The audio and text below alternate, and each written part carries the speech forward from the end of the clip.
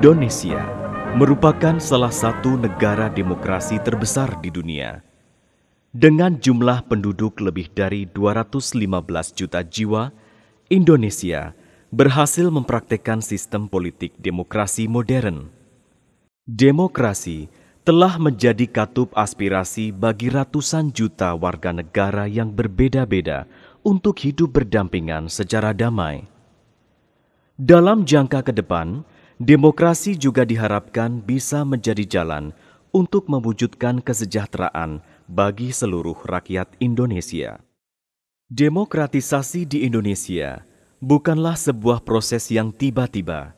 Pencapaian demokrasi di Indonesia telah melalui proses panjang yang mengiringi jatuh dan bangunnya negeri ini. Bahkan, ketika reformasi politik bergulir di negeri ini, pada tahun 1998, banyak anggapan bahwa Indonesia akan menjadi negara gagal dan tercabik-cabik oleh konflik internal di antara sesama anak bangsa. Akan tetapi, seluruh pahit getirnya pengalaman di negeri ini ternyata menjadi pupuk penyadaran untuk membangun kematangan demokrasi di negeri ini.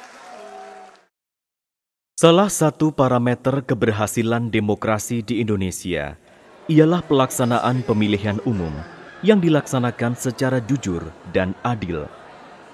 Dalam konteks demokrasi, pemilihan umum merupakan mekanisme politik modern untuk memilih pemimpin berdasarkan keinginan rakyat dan pergeseran kekuasaan secara damai agar terhindar dari kekerasan berdarah.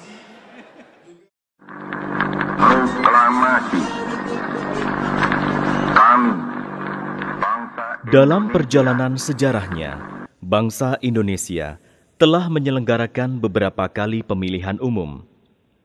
Pemerintahan Presiden Soekarno hanya sempat menyelenggarakan satu kali pemilihan umum, yaitu pada tahun 1955. Pemerintahan Orde Baru kemudian berhasil menyelenggarakan 6 kali pemilihan umum, yaitu pada tahun 1971, 1977, 1982, 1987, 1992, dan 1997. Oleh karena tuntutan reformasi pada tahun 1998, pemilihan umum berikutnya dipercepat pada tahun 1999 dan selanjutnya mulai dilaksanakan secara reguler, yaitu pada tahun 2004 dan 2009.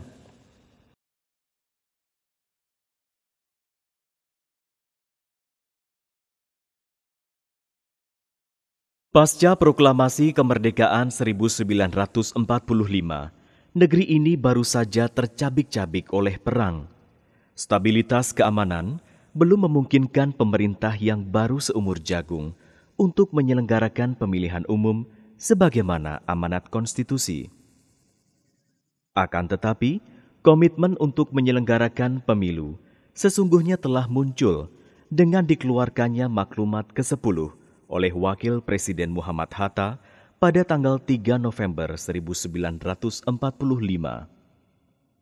Maklumat ini berisi anjuran untuk membentuk partai-partai politik untuk mengikuti pemilu yang akan diselenggarakan pada awal tahun 1946.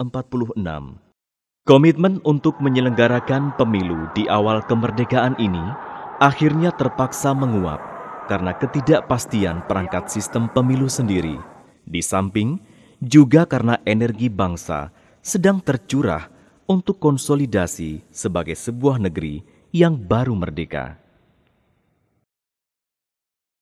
Baru pada awal dekade 1950-an, komitmen untuk menyelenggarakan pemilu kembali menguat dengan ditetapkannya Undang-Undang Nomor 7 Tahun 1953 yang menjadi dasar bagi pelaksanaan pemilihan umum tahun 1955. Dengan demikian, pemilu tahun 1955 merupakan pemilu pertama bagi bangsa Indonesia. Pemilu 1955 diselenggarakan untuk dua keperluan, yaitu memilih anggota DPR dan memilih anggota Dewan Konstituante yang akan bertugas untuk membuat konstitusi baru bagi negeri ini. Pada saat itu, digunakan kombinasi sistem distrik dan sistem perwakilan berimbang. Kombinasi kedua sistem ini meniscayakan bahwa jumlah anggota Badan Perwakilan Rakyat ditetapkan berdasarkan imbangan jumlah penduduk, yang sebagian besar dari anggotanya ditetapkan melalui pemilihan dari distrik yang telah ditetapkan. Pemilu 1955 diikuti oleh 30-an partai politik dan lebih dari 100 daftar kumpulan ataupun perseorangan. Pemilu 1955 ini menghasilkan 4 besar partai politik, yaitu PNI, Masyumi, NU, dan PKI, baik di DPR maupun Dewan Konstituante. Akan tetapi, Dewan Konstituante hasil pemilu 1955 berakhir dengan tragis. Selama 4 tahun bekerja, mereka tak kunjung menghasilkan konstitusi yang diharapkan. Perbedaan pandangan di antara anggotanya berlangsung sangat tajam dan tidak bisa dikompromikan.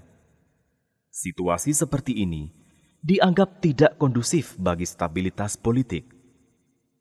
Atas dasar itulah, Presiden Soekarno mengeluarkan dekrit Presiden tanggal 5 Juli 1959 untuk membubarkan Dewan Konstituante dan menyatakan kembali ke Undang-Undang Dasar 1945.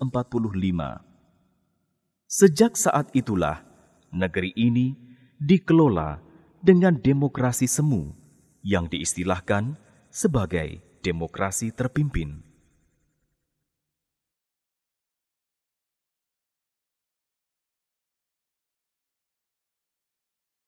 Di era demokrasi terpimpin, pemilu tak pernah lagi diselenggarakan.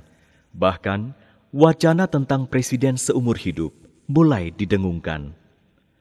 Otoritarianisme semakin mewujud ketika Presiden Soekarno membubarkan DPR hasil pemilu 1955 dan membentuk DPR gotong royong yang semua anggotanya diangkat oleh Presiden.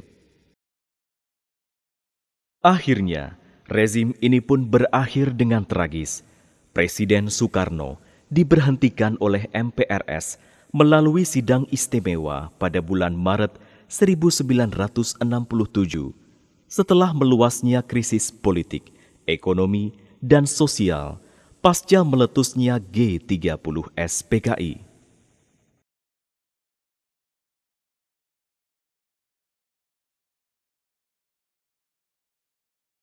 Berakhirnya rezim Soekarno yang biasa disebut sebagai Orde Lama menandai pergeseran rezim. Setelah krisis politik yang merenggut ratusan ribu jiwa dan menumbangkan kekuasaan Presiden Soekarno, transisi kekuasaan kemudian dimandatkan MPRS kepada Jenderal Soeharto. Transisi ini kemudian berakhir dengan diselenggarakannya pemilihan umum pada tahun 1971. Pemilu 1971 bisa dianggap sebagai penanda sejarah munculnya sebuah rezim yang kelak dinamakan rezim Orde Baru. Dasar pelaksanaan pemilu 1971 ini ialah Undang-Undang Nomor 15 Tahun 1969 dan diikuti oleh 10 partai politik dengan golongan karya sebagai pemenang. Sistem yang digunakan dalam pemilu 1971 ialah sistem perwakilan berimbang dengan menganut sistem stelsel daftar mengikat.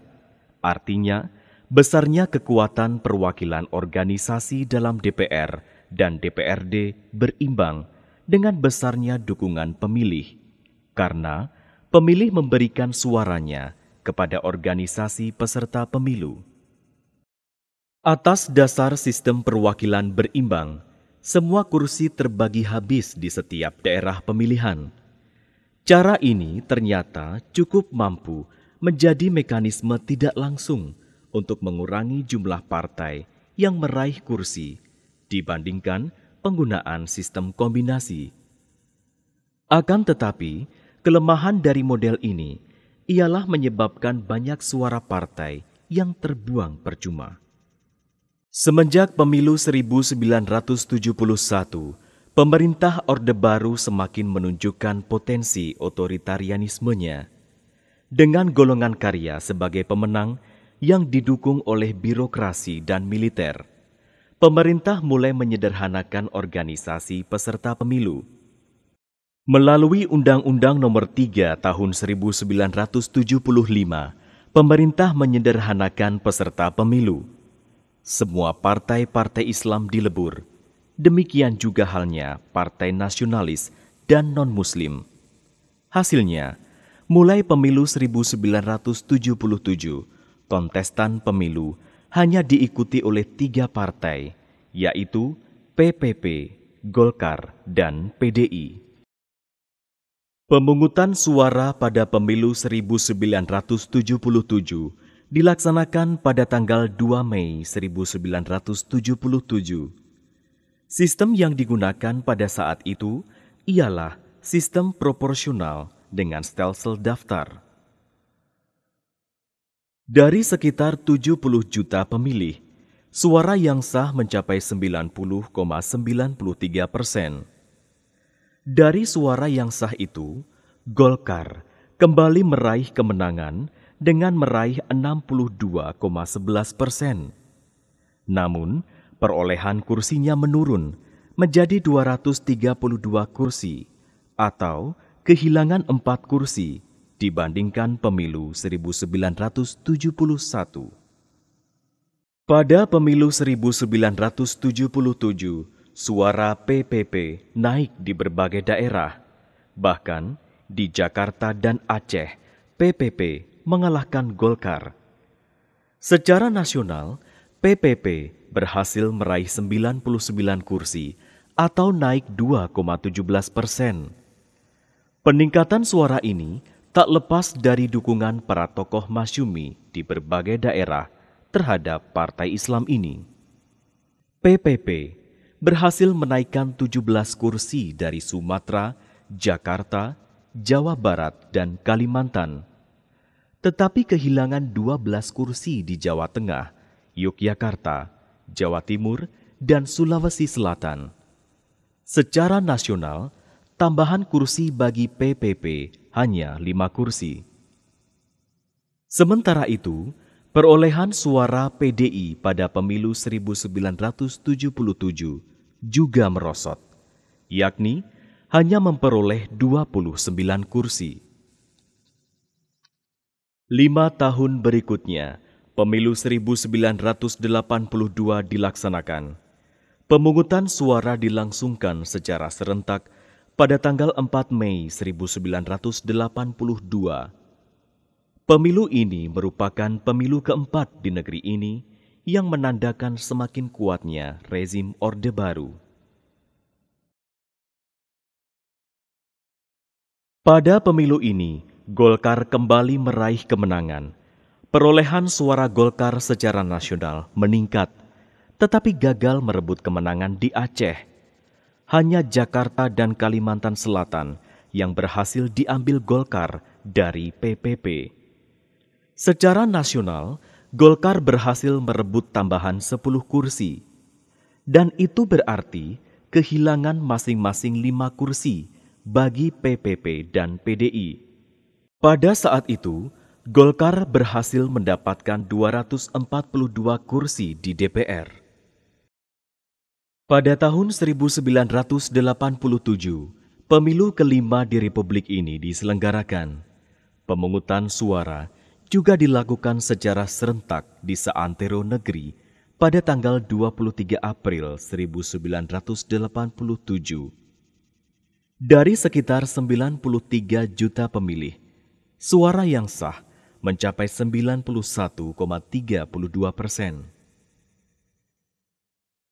Pemilu 1987 ini menandai semakin kuatnya rezim Orde Baru merasuki ranah ideologis semua partai politik. Hasil pemilu kali ini ditandai dengan kemerosotan terbesar PPP, yakni hilangnya 33 kursi dibandingkan pemilu pada 1982, sehingga hanya mendapatkan 61 kursi. Penyebab merosotnya PPP antara lain karena partai ini dipaksa oleh pemerintah untuk mengganti lambang partai dari Ka'bah menjadi bintang, agar sesuai dengan lambang sila-sila yang ada dalam Pancasila. Partai ini tidak boleh lagi menggunakan asas Islam, melainkan harus berasaskan Pancasila. Hal ini menyebabkan terjadinya penggembosan oleh tokoh-tokoh partai dari unsur NU, terutama di Jawa Timur dan Jawa Tengah. Sementara itu, Golkar memperoleh tambahan 57 kursi, sehingga menjadi 299 kursi. Sedangkan PDI berhasil menambah perolehan kursi secara signifikan dari 24 kursi pada pemilu 1982 menjadi 40 kursi pada pemilu 1987 ini. Pada tahun itu, PDI dianggap mulai dekat dengan kekuasaan, sebagaimana diindikasikan dengan pembentukan DPP PDI hasil Kongres 1986 oleh Menteri Dalam Negeri Soepardjo Roestam. Memasuki dekade 1990-an, tren politik mulai sedikit berubah, walaupun tidak signifikan. Pemilu 1992 mungkin bisa dijadikan sebagai penanda mulainya pergeseran tren politik tersebut, terutama ketidakpuasan anak-anak muda terhadap fenomena politik yang ada pada saat itu. Hal ini terlihat dari hasil perolehan suara partai-partai politik yang bergeser secara signifikan. Hasil pemungutan suara yang diselenggarakan pada tanggal 9 Juni 1992 itu menunjukkan bahwa perolehan suara PDI meningkat tajam jika dibandingkan dengan pemilu sebelumnya. PDI memperoleh tambahan 16 kursi dari pemilu sebelumnya, sementara Golkar harus kehilangan 17 kursi, dan PPP hanya bisa menaikkan 1 kursi di DPR. Kemunculan figur baru di lingkaran PDI, yaitu Megawati Soekarnoputri yang merupakan putri Presiden Soekarno, ternyata berhasil meningkatkan perolehan kursi PDI pada pemilu 1992 sebanyak 16 kursi, dibandingkan pada pemilu 1987, sehingga menjadi 56 kursi. Ini artinya, dalam 2 pemilu, yaitu pada tahun 1987 dan 1992, PDI berhasil menambah 32 kursinya di DPR RI. Peningkatan jumlah perolehan suara PDI pada pemilu 1992 sangat terkait erat dengan kemunculan figur baru di partai itu, yaitu Megawati Soekarnoputri. Kemunculan putri sulung Presiden Soekarno pada awal dekade 1990-an seakan menjadi representasi semangat perlawanan zaman atas otoritarianisme pemerintah Orde Baru pada saat itu. Pada tahun 1997, pemerintah Orde Baru kembali menggelar pemilu. Pemungutan suara dilaksanakan pada tanggal 29 Mei 1997. Pemilu 1997 ini ditandai dengan konflik internal di tubuh PDI. Konflik ini diakhiri secara tragis dengan mendepak Megawati Soekarnoputri dari pimpinan PDI dan menjadikan Suryadi sebagai pimpinan partai yang direstui oleh pemerintah. Megawati akhirnya menyerukan kepada pendukungnya untuk menyimpan suaranya pada pemilu 1997, sehingga menyebabkan perolehan suara PDI merosot tajam menjadi 11,83% dan hanya memperoleh 11 kursi di DPR. Di sisi yang lain, kemelut di tubuh PDI tidak merembet ke partai lain. Golkar bahkan berhasil kembali meningkatkan perolehan suaranya mencapai 74,51%, sehingga mendapatkan 325 kursi di DPR. Sementara PPP berhasil meraih 89 kursi. Tak ada yang menyangka bahwa pemilu 1997 bakal menjadi pemilu terakhir di era Orde Baru. Permintaan MPR kepada Presiden Soeharto pada saat itu untuk kembali memimpin negeri ini. Para pembesar di negeri ini menyulut kemarahan rakyat. Demonstrasi yang digerakkan oleh mahasiswa dan anak-anak muda semakin marak di seantero negeri. Oleh karenanya, tepat tanggal 20 Mei 1998, demonstrasi besar-besaran di seluruh negeri digerakkan oleh hampir semua elemen anak bangsa. Ekonomi dan pemerintahan menjadi lumpuh. Menghadapi situasi demikian, Presiden Soeharto akhirnya memutuskan untuk mengundurkan diri dari kursi kepresidenan di negeri ini. Saya memutuskan untuk menyatakan berhenti dari jabatan saya sebagai Presiden Republik Indonesia. Mundurnya Presiden Soeharto akhirnya menjadi penanda transisi menuju demokrasi di negeri ini. Presiden Habibie yang meneruskan periode kepemimpinan Presiden Soeharto mengambil langkah signifikan, yaitu mempercepat pemilu untuk memulihkan kepercayaan rakyat dan dunia internasional. Walaupun ini juga berakibat memangkas masa jabatannya sendiri sebagai presiden. Euforia politik memang terjadi. Partai politik pun akhirnya tumbuh subur bak cendawan di musim hujan. Hanya 13 bulan setelah menjabat presiden, Presiden Habibie berhasil menyelenggarakan pemilu 1999 secara kredibel pada tanggal 7 Juni 1999. Pemilu ini diikuti 48 partai politik. Sebagai pemilu transisi, pemilu 1999 sangat menentukan keberhasilan demokrasi di Indonesia di masa depan. Ternyata, pemilu 1999 bisa terlaksana dengan damai tanpa ada kekacauan yang berarti. Hanya di beberapa kabupaten di Sumatera Utara yang pelaksanaan pemungutan suaranya terpaksa diundur selama 1 pekan. Itu pun karena adanya keterlambatan atas datangnya perlengkapan pemungutan suara. Cara pembagian kursi hasil pemilihan kali ini tetap memakai sistem proporsional dengan mengikuti varian Roget. Dalam sistem ini, sebuah partai memperoleh kursi seimbang dengan suara yang diperolehnya di daerah pemilihan, termasuk perolehan kursi berdasarkan the largest remainder. Akan tetapi, cara penetapan calon terpilih berbeda dengan pemilu sebelumnya, yakni dengan menentukan ranking perolehan suara suatu partai di daerah pemilihan.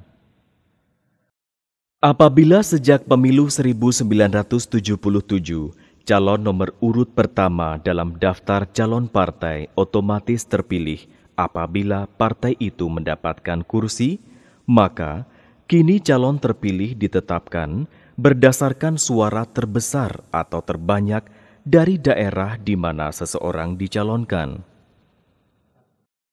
Hasil pemilu 1999 menegaskan 5 besar partai politik, yaitu PDIP, Golkar, PKB, PPP, dan PAN, Walaupun sempat ditolak oleh 27 partai politik lainnya, hasil pemilu ini akhirnya ditetapkan oleh Presiden Habibie berdasarkan rekomendasi dari Panitia Pengawas Pemilu. Perkembangan demokrasi di Indonesia semakin tertata dengan diselenggarakannya pemilu pada tahun 2004.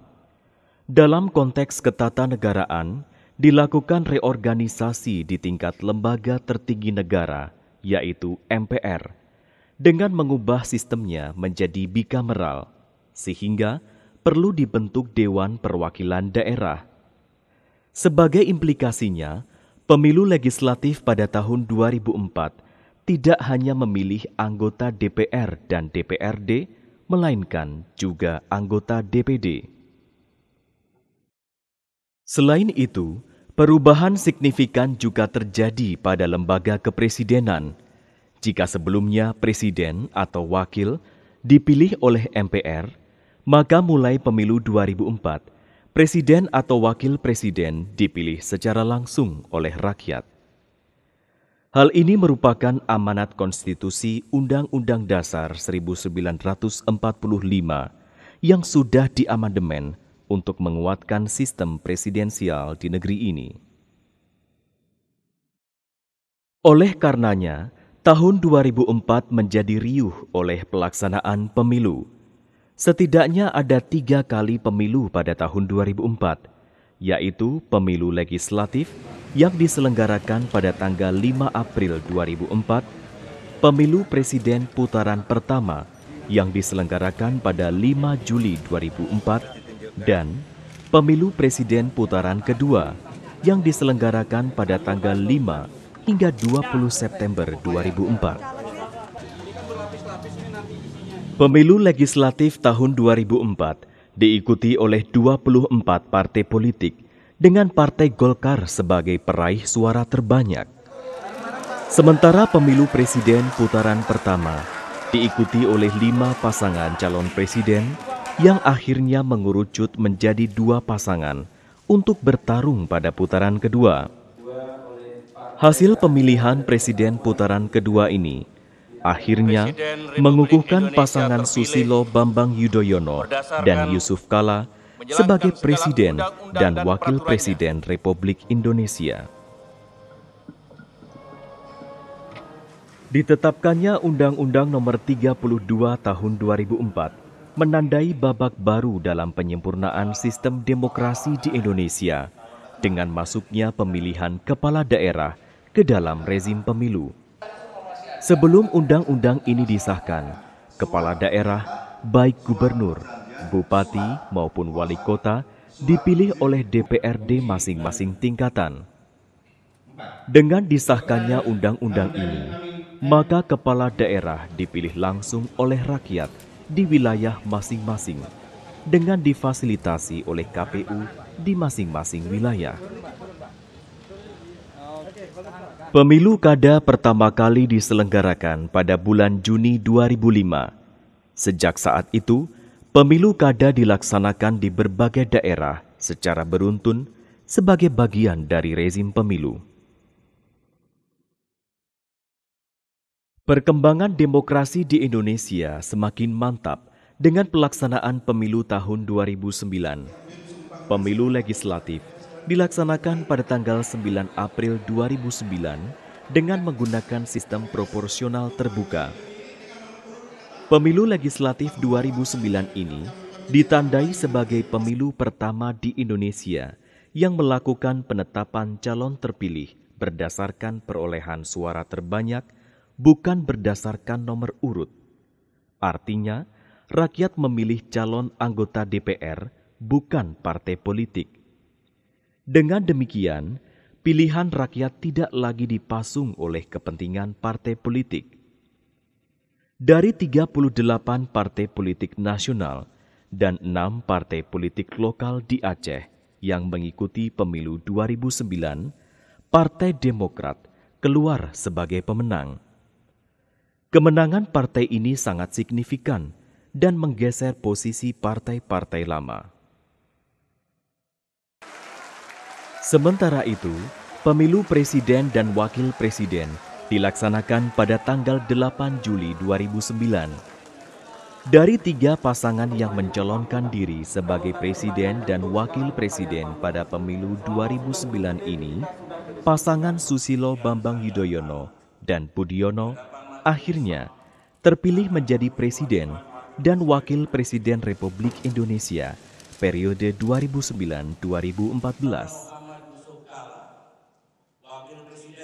Keberhasilan bangsa Indonesia dalam menyelenggarakan pemilu secara kredibel dan damai telah menuai pujian dunia internasional, sehingga mengantarkan negeri ini menjadi negara demokrasi terbesar ketiga di dunia setelah Amerika Serikat dan India. Akan tetapi, keberhasilan ini bukanlah tanpa kritik. Demokrasi di Indonesia diindikasikan berbiaya sangat mahal dan cenderung menjadi demokrasi transaksional. Para calon seakan berlomba untuk membeli suara rakyat untuk mendapatkan simpati atas pilihan rakyat. Hal ini sekaligus mengubur potensi calon-calon yang kredibel untuk mencalonkan diri sebagai wakil rakyat maupun pemimpin. Dalam jangka panjang, fenomena ini bisa membunuh demokrasi itu sendiri. Oleh karenanya, kita perlu sadar untuk kembali pada norma dan nilai demokrasi yang paling esensial.